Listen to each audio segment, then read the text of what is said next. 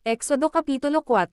At si Moises ay sumagot at nagsabi, Datapwat, narito, hindi nila paniniwalaan ako, nididinggin ang aking tinig sapagkat kanilang sasabihin, ang Panginoon ay hindi napakita sa iyo. At sinabi sa kanya ng Panginoon, ano iyang nasa iyong kamay? At kanyang sinabi, isang tungkod. At kanyang sinabi, ihagis mo sa lupa. At kanyang inihagis sa lupa, at naging isang ahas, at si Moises ay tumakas sa harap ng ahas. At sinabi ng Panginoon kay Moises, iunat mo ang iyong kamay, at sunggaban mo sa buntot, at kanyang iniunat ang kanyang kamay, at kanyang hinawakan, at naging isang tungkod sa kanyang kamay. Upang sila'y maniwala, na ang Diyos ng iyong mga magulang, ang Diyos ni Abraham, ang Diyos ni Isaac, at ang Diyos ni Jacob ay napakita sa iyo. At sinabi pa sa kanya ng Panginoon, ipasok mo ang iyong kamay sa iyong sinapupunan. At kanyang ipinasok ang kamay niya sa kanyang sinapupunan, at nang kanyang ilabas, ay narito, ang kanyang kamay ay may ketong, na maputing parang nib. At kanyang sinabi, ipasok mo uli ang iyong kamay sa iyong sinapupunan. At kanyang ipinasok uli ang kamay niya sa kanyang sinapupunan, at nang kanyang ilabas sa kanyang sinapupunan, ay narito, nagsauling gaya ng kanyang dating laman. At mangyayari, na kung sila'y hindi maniniwala sa iyo, ni makikinig sa tinig ng unang tanda, ay kanilang paniniwalaan ang tinig ng huling tanda. At mangyayari na kung sila'y hindi maniniwala sa dalawang tandang ito, ni hindi makikinig sa iyong tinig, ay kukuha ka ng tubig sa ilog, at iyong ibubuhos sa tuyong lupa, at ang tubig na iyong kukunin sa ilog ay magiging dugo sa tuyong lupa. At sinabi ni Moises sa Panginoon, O Panginoon, ako'y hindi marikit mangusap, kahit ng panahong nakaraan, kahit mula nang magsalita ka sa iyong lingkod, sapagkat ako'y kimi sa pangungusap at umid sa dila. At sinabi sa kanya ng Panginoon, sinong gumawa ng bibig ng tao? O sinong gumawa ng pipi, o bingi, o may paningin, o bulag sa tao? Hindi ba akong Panginoon? Ngayon ngay yumaon ka, at ako'y sa iyong bibig, at ituturo ko sa iyo kung ano ang iyong sasalitin. At kanyang sinabi, O Panginoon, magsugo ka, isinasamo ko sa iyo, sa pamamagitan ng kamay niya ang iyong susuguin.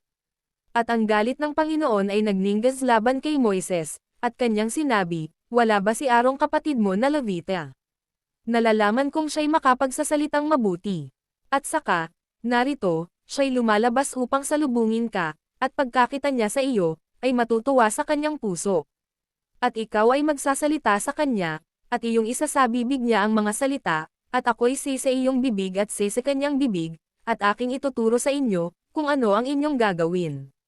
At siya ang makikipag-usap sa lagay mo sa bayan, at mangyayari na siya'y magiging sa iyo'y bibig, at ikaw ay magiging sa kanya'y parang Diyos.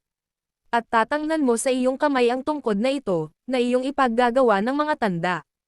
At si Moises ay yumaon, at bumalik kay Jethro na kanyang biyenan, at nagsabi sa kanya, pahintulutan mo akong yumaon, isinasamo ko sa iyo, at bumalik sa aking mga kapatid na nasa Ehipto, at titingnan ko, kung sila'y nabubuhay pa. At sinabi ni Jethro kay Moises, yumaon kang payapa.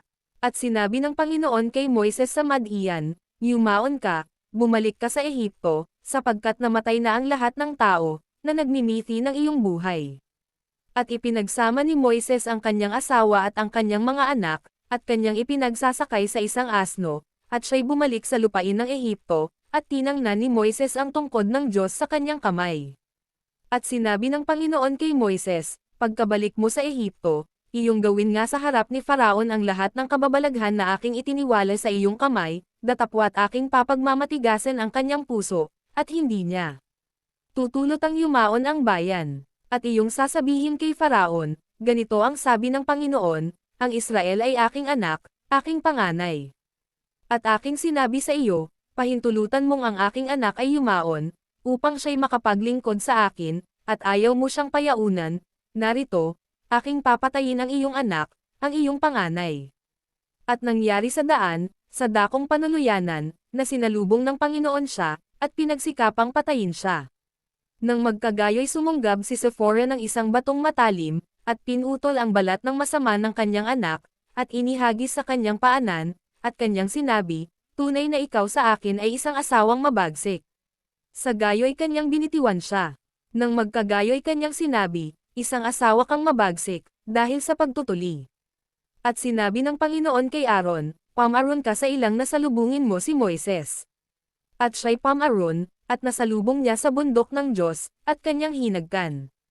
At isinaysay ni Moises kay Aaron ang lahat ng salita ng Panginoon, na ipinagbilin sa kanyang sabihin, at ang lahat ng tandang ipinagbilin sa kanyang gawin.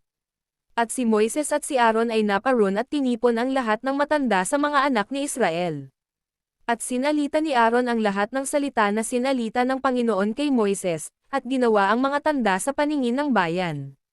At ang bayan ay naniwala, at nang kanilang marinig na dinalaw ng Panginoon ang mga anak ni Israel, at kanyang nakita ang kanilang kapigatian, ay iniyukod nga nila ang kanilang mga ulo at samamba.